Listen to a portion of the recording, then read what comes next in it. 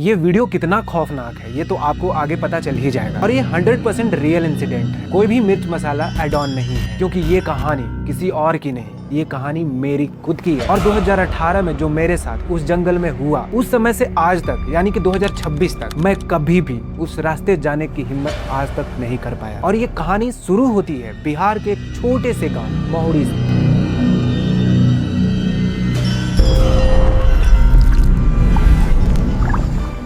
और ये गांव कोई साधारण गांव नहीं है। और यहाँ आपको जानवर के जगह पे स्कॉर्पियो और बेलोरो हर एक विलेजर्स के दरवाजे पे इजीली मिल जाएगा। और यहाँ के लोग भेड़ और बकरियों के साथ साथ शिकार के भी बहुत बड़े शौकीन होते हैं। किसी जमाने में यहाँ जंगल में जाकर के शिकार करना अलाउड था, स्पेशली जंगली सुअर और मुर्गियों का शिकार। और आगे जो हादसा इस गाँव में होने वाला है, स्टार्ट में आपको भी लगेगा कि ये कोई फिक्शनल स्टोरी है, लेकिन आप ये गलती मत करना।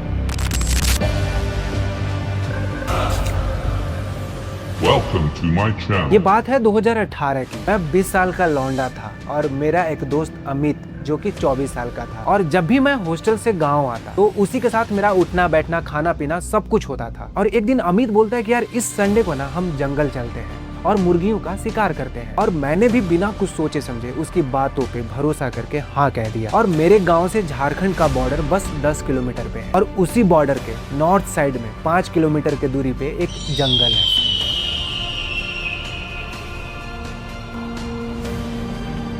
जहाँ लोग रात को तो आप रहने ही दो, दिन में भी जाने से डरते हैं। और वजह बस एक मान्यता है कि वहाँ लोगों को जंगल में अजीबोगरीब आवाजें सुनाई देती है। और पहले मैंने बताया ना कि मैं 20 साल का अल्हड़ लौंडा था और एक कीड़ा होता है जो कि इंसान के पिछवाड़े में होती है, और वही कीड़ा मेरे सर पे चढ़ गया था। और शिकार के लिए हमने उसी जंगल को फाइनल किया। और रात के 8 या 9 बजे के बीच में मेरे एक पुराने बलोरो से हम वहाँ के लिए निकल चुके थे। गाड़ी चल रही थी और इंजन से एक अजीब खटखट की आवाज सुनाई दे रही थी, जैसे कि गाड़ी वहाँ खुद नहीं जाना चाह रही थी। और जब हम जंगल के पास पहुंचे तो वहाँ एक अजीब सा घनघोर अंधेरा था। और हम फिर धीरे धीरे 1-2 किलोमीटर और अंदर, जहाँ बर्ड्स की, चिड़ियों की हल्की हल्की आवाज सुनाई दे रही थी। लेकिन एक बात वहाँ बहुत ही अजीब था, जैसे जैसे हम अंदर जा रहे थे ना तो चिड़ियों की आवाज भी धीरे धीरे कम हो रही थी। मैंने अमित को बोला कि भाई कुछ अजीब नहीं लग रहा है यहाँ, लेकिन उसने मुझे डांट के चुप करा दिया और बोलता है कि तू ज्यादा सोच रहा है। और थोड़ी दूर पे हमने गाड़ी रोक दी और छुपने के लिए एक सेटअप बनाया, जहाँ से हम मुर्गियों को देख सके, उन्हें ट्रैक कर सके और समय पाके उन्हें शिकार कर सके। और हम वेट करने लगे और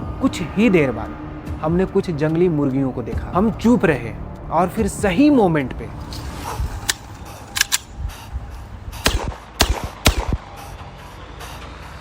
उस रात हमने 2 मुर्गियों का शिकार किया और हम दोनों काफी खुश थे। लेकिन उस मोमेंट के बाद जंगल में पूरी तरह से सन्नाटा छा गया, ना कोई बर्ड ना ही कोई आवाज। और अचानक हवा भी काफी तेज हो गई। और तभी मैं अमित से बोलता हूँ कि भाई कुछ अजीब सी आवाज सुनाई नहीं दे रहा है कि कोई है यहाँ हमारे अलावा जो हमारे आसपास मंडरा रहा है। और अमित मेरी बात सुन के हंसने ही वाला था कि तभी एक जोर का आवाज सुनाई देता है, जैसे कि किसी ने पत्थर मारा हो। लेकिन किसने मारा ये दिखाई नहीं दे रहा था। हम तुरंत अलर्ट हो गए और मैंने जोर से कहा कि भाई कौन है, लेकिन कोई भी जवाब नहीं आया।